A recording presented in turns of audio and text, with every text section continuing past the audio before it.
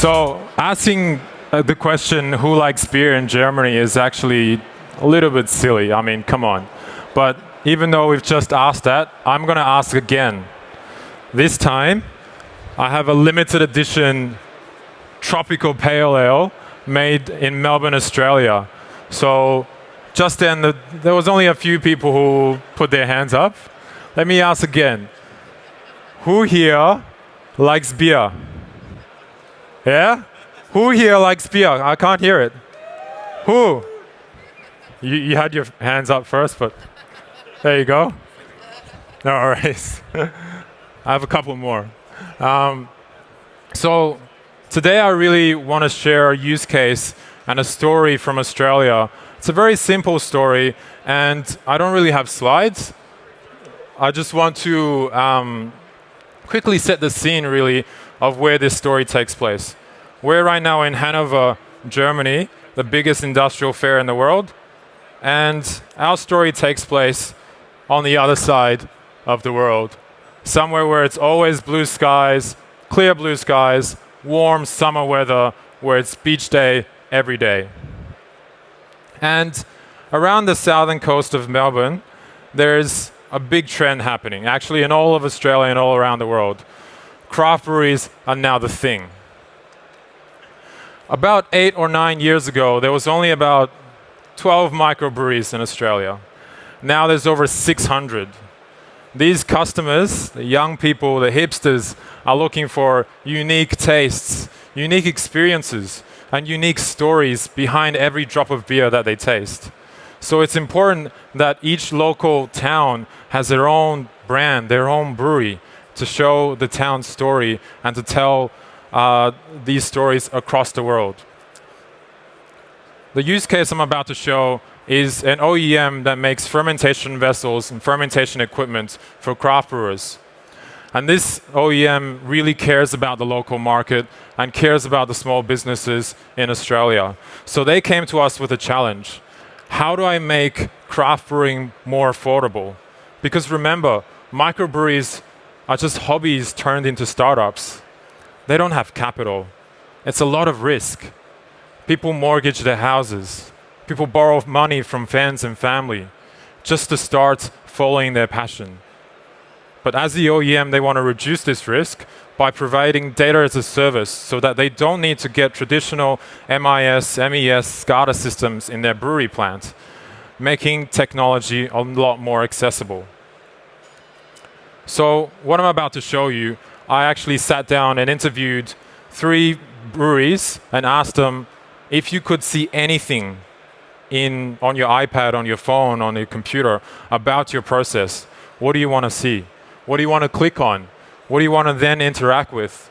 Then we took that and worked together with the OEM to produce this very simple application to address some of the pain points.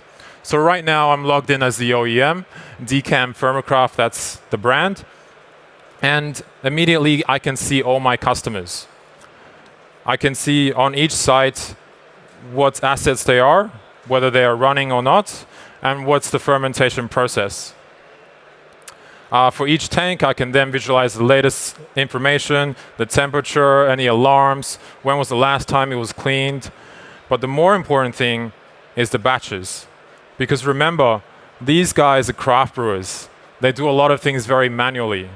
They change the temperature based on their feeling. They change the pressure based on how the pipes are looking. And they write down everything they do on pen and paper.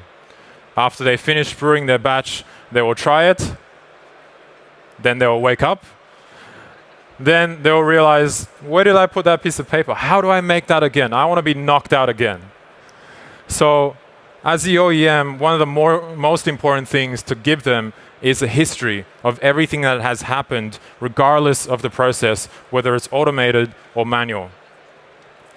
What they can see immediately is a big list of all the batches that they made, every temperature setting, all the temperature profile that it went through, the glycol system, and they can always add their custom notes there.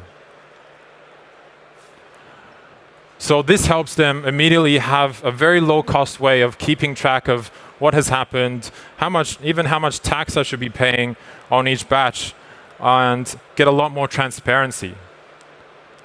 But it doesn't stop there, because these breweries are very seasonal. Sometimes is tourist season, sometimes is downtime. They don't always make their beer, and they want to make each experience, as I said, unique. So they always have to thrive for creating new experiences and new recipes. One thing that they've requested and we've built in is the ability to go back and select a few recipes or batches that they've made and compare them together and see what kind of temperature profile it went through, how did I make those beers, and how do I make that again? If I select the ones that I had notes on them where it was really good, I can export it into a new recipe, whether I'm doing things manually or if I have a PLC, I can use this setting in my new summer tropical ale. So this is for the brewer. As an OEM, an application like this can also provide a lot of value. I asked the OEM, do you want any AI, predictive maintenance, any of that fancy stuff? They said no. I make my machine and I understand how my machine works. However, I don't understand how my customer interacts with my machines. So it'll be good if I can have a big list of every asset on every site and how they're used. This is exactly what they got. So here I have a big list of total running hours, starts, stops, cycles of every machine on every asset, on every site of this OEM. They can then go in and look at just the total running time and how close it is to the failure point, so they can run their maintenance a lot more efficiently. Again, sometimes during the winter, no tourists means no beer. They probably leave the equipment there for 3 to 5 months, and there's no point doing maintenance on that. So this whole model combined now helps the OEM to not only provide data as a service, but create new business models to challenge the market. These breweries, again, have very low budget. The OEM is now offering fermentation equipment all installed on site, commissioned, connected on day one for free. Then each month, they will charge the users based on how much they have made, how much beer they've made. This month, will decide how much they pay for the equipment. So this means that, remember the 600 microbreweries I talked about at the beginning? There's probably another 5,000 people there in just Australia who are making beer in their backyard, in their garages, and thinking, my friends love it, my family love it, I love this.